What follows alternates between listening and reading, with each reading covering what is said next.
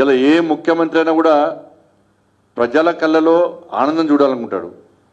కానీ ఈ రాష్ట్ర ముఖ్యమంత్రి ఓవైసీ కళ్ళలో ఆనందం చూడడానికి ఇవాళ సొంత వాళ్ళ తాతలాస్తి రాసిచ్చినట్టు ఇలా ఎంఏఎం పార్టీకి రాసిచ్చినటువంటి పరిస్థితిని ఇలా భాగ్యనగర్ ప్రజలు ఎవ్వరు కూడా హర్షిస్తలేరు. చాలా ఆగ్రహంతో ఉన్నారు. ప్రజాభిప్రాయం లేదు, అఖిలపక్ష సమావేశం లేదు, స్థానిక ఎంపీ ఎమ్మెల్యేలకు అభిప్రాయం లేదు. ఏకపక్ష నిర్ణయంతో దారుస్థలం నుంచి వచ్చిన ఆదేశాలను పాటించి ఇవాళ 3 ముక్కలు చేయడం అవుతుందో దీనంతా సిగ్గులేని వ్యవహారం ఇంకోటి ఉండదు. తెలంగాణ రాష్ట్ర వ్యాప్తంగా ఎంఐఎం పార్టీ సపోర్ట్తోని బీఆర్ఎస్ పార్టీ సపోర్ట్తోని ఇవాళ వీళ్ళు ముగ్గురు ఒకటై భారతీయ జనతా పార్టీని అడ్డుకునే ప్రయత్నం చేశారు. దానికి కరీంనగరే నిదర్శనం.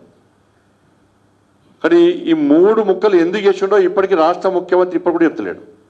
ఎవరి కోసం చేసిండో స్పష్టమైంది అది. కాబట్టి జిహెచ్ఎంసీ ఎన్నికల్లో భారతీయ జనతా పార్టీకి అనుకూలమైన వాతావరణం ఉంది. పోయినసారి మేము పొరపాటు చేసినాం. ఈసారి ఎట్టి బస్సులో రామచంద్రవారి నేతృత్వంలో జరిగిన ఎన్నికల్లో తప్పకుండా ఈ భాగ్యనగర్ గడ్డ మీద జిహెచ్ఎంసీ మీద కాశాప్ గంట ఎగిరేస్తామని చెప్పి ఒక లక్ష్యంతో ఒక ఆలోచనతో భాగ్యనగర్ ప్రజలందరూ ఓటు బ్యాంక్గా మారింది. కాబట్టి దానికి భయపడే ఓట్లను చీల్చడానికి, హిందూ సమాజాన్ని చీల్చడానికి ఈరోజు ఇలా రేవంత్ రెడ్డి సర్కార్ ఏ విధంగా కుట్రలు పడిందో ఇలా ప్రజలు గమనించాల్సిన అవసరం ఉంది. ఇలా 1.5 కోటి జనాభా ఉంది ముంబై, 40,000 కోట్ల బడ్జెట్, దాన్ని విభజించలే. 2 కోట్ల జనాభా ఉంది ఢిల్లీ, 16,000 కోట్ల బడ్జెట్, దాన్ని చీల్చలే, విభజించలే. ఇలా చెన్నైకి సంబంధించి కూడా 80 లక్షల జనాభా ఉంది, 10,000 కోట్ల బడ్జెట్ ఉన్నది, దాన్ని చీల్చలే, విభజించలే. ఇలా 2012లో షీలా దీక్షిత్ ఉన్నప్పుడు ఢిల్లీని 3 భాగాలుగా 3 కార్పొరేట్ విభజిస్తే 2022లో తిరిగి భారతీయ జనతా పార్టీ అన్ని విలీనం చేసింది. ఇక్కడ 1 కోటి మందికి దాదాపు సేవ చేస్తూ 8,000 కోట్ల బడ్జెట్ ఉన్నటువంటి భాగ్యనగరాన్ని చీల్చడానికి కారణం ఏంటో రాష్ట్ర ముఖ్యమంత్రి చెప్పాలి. ఇలా ఇప్పుడు చూసిన మొద్దు శ్రీను ఏదైతే భావకాలంలో ఆనందం చూడడానికి చేశాను. ఇప్పుడు అందరూ భాగ్యనగర్ ప్రజలు అందరూ కూడా రేవంత్ రెడ్డి ముఖంలో మొద్దు శ్రీను చూసుకుంటున్నారు. ఈ హైదరాబాద్ ఎంపీ తమ్ముడు పైన షేర్వాణి ఒకటి ఉంటుంది, బాహర్ షేర్వాణి ఏక్, అందర్ శరీర్ మే చేద్ అనేక్.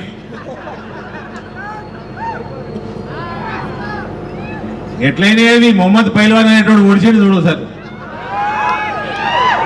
పొడిచిండు, కాల్చిండు.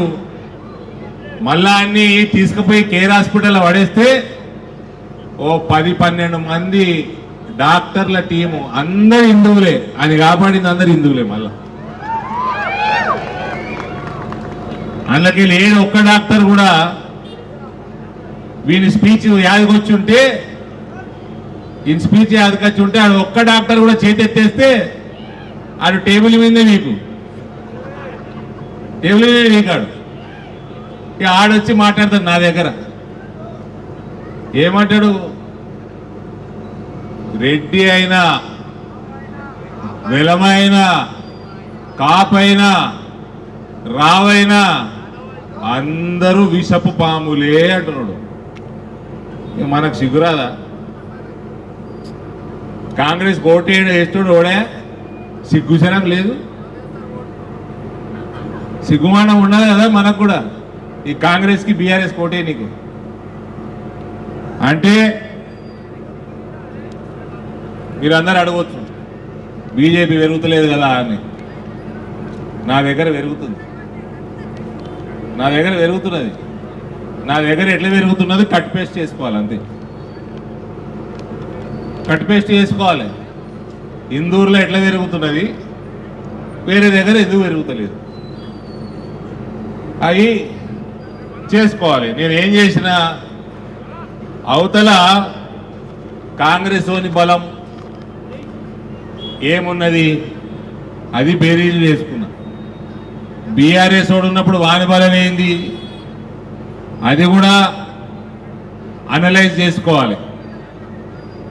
మన లోపల ఏమైనా చెదలున్నాయా కూడా చూసుకోవాలి. మన లోపల చెదలున్నాయా అని కూడా చూసుకోవాలి. నా దగ్గర చెదలు ఉంటే టర్మైట్ ట్రీట్మెంట్ చేసేసిన, టర్మైట్ ట్రీట్మెంట్ చేసిన కాబట్టి ఎక్కడైనా టర్మైట్ ట్రీట్మెంట్ అవసరం ఉందా, నాకు బాగా వస్తుంది, పిలుచుకోరు. ఎప్పుడు దుష్మన్ తోటే మనం వీక్ అవుతున్నాం అనుకోకుర్రి, మన లోపల క్యాన్సర్ కూడా ఉండొచ్చు బ్రదర్. చెకింగ్ చేసుకోవాలి, పోయి చెకప్ చేసుకోవాలి. ఆ డాక్టర్ నాకు వస్తుంది, ఆ క్యాన్సర్ని ఎట్లా కీమోథెరపీ చేయాలి, ఆ చెదల్ని ఎట్లా పోగొట్టాలి, టర్మైట్ ఎట్లా పోగొట్టాలి, ట్రీట్మెంట్ వస్తుంది, వాడుకోండి. లేదా మా దగ్గర చేసినాము, అది ఎట్లా చేసినాము కట్ పేస్ట్ చేసుకోండి. బాజాబ్తా భారతీయ జనతా పార్టీ ప్రభుత్వం వస్తుంది తెలంగాణ. మీ ఇళ్లలో ఓటు, మీ ఇంట్లో కూడా దొంగ ఓట్లు మీ ఇంటి పేరు మీద చేస్తున్నారు. ఒక ఇంట్లో 100 ఓట్లు అయినాయి.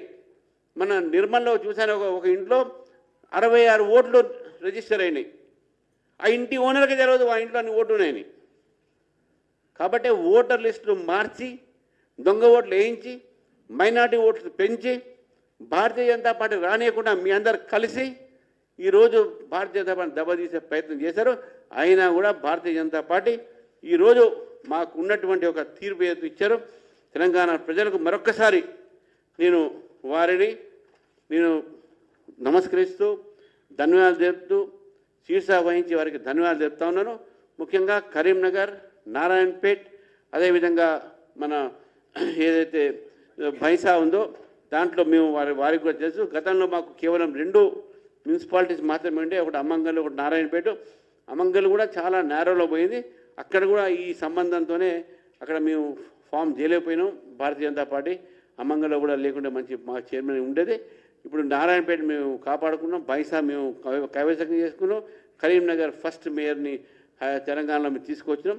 డెఫినెట్గా ఈ 2 ఏదైతే శక్తిగా వాళ్ళు ఏదో అనుకుంటున్నారో బలహీన పడుతున్నారు. భారతీయ జనతా పార్టీ బలపడుతున్నది.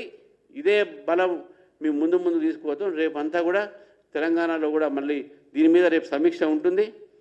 ఎవరెవరైతే క్రాస్ ఓటింగ్కు పాల్గొడ్డారో భారతీయ జనతా పార్టీ నుంచి వాళ్ళందరి మీద చర్య ఉంటుంది. వాళ్ళని తప్పకుండా క్రాస్ ఓటింగ్ చేసిన వాళ్ళందరూ కూడా మేము ఈ యొక్క దీంట్లో సస్పెండ్ కూడా చేస్తాం. క్రమశిక్షణ ఉంటుంది. जियो तो छत्रपति शिवाजी महाराज जैसा, मेरी इच्छा है मरो तो संभाजी महाराज जैसा, मेरी इच्छा है और पक्का हमारी भी मौत कुछ ऐसी ही होगी. लेकिन मारने वाले मुन्नो सोच कर आना मेरे नजदीक, तुम्हारा वार मुझ पर खाली ना जाए. जिस दिन सालों तुम हमला करोगे, अगर मैं बच गया तुम्हारी पुश्ते साफ कर दूंगा. एक आया था मुल्ला जब मैं नगर निगम पार्षद था, तिलक लगाकर आ गया भाई साहब मेरे ऑफिस पर, तिलक लगाकर आ गया, भाई जय श्री राम मैं आपका बहुत बड़ा भक्त हूं. तिलक है, भगवा है, मैंने भी सोचा चलो हिंदू है, चाय पिलाकर भिजाए उसको. 4 दिन के बाद में कर्नाटक में एक आतंकी पकड़ा गया. उस आतंकी को ठोका गया तो ये आतंकी को भी पकड़ा गया. सिर्फ मेरे ऑफिस से आधा किलोमीटर दूर ही उसका घर था. पकड़ा गया. क्या किसका प्लान था? नहीं, वो राजा सिंह को उड़ाने का हमारा प्लान था.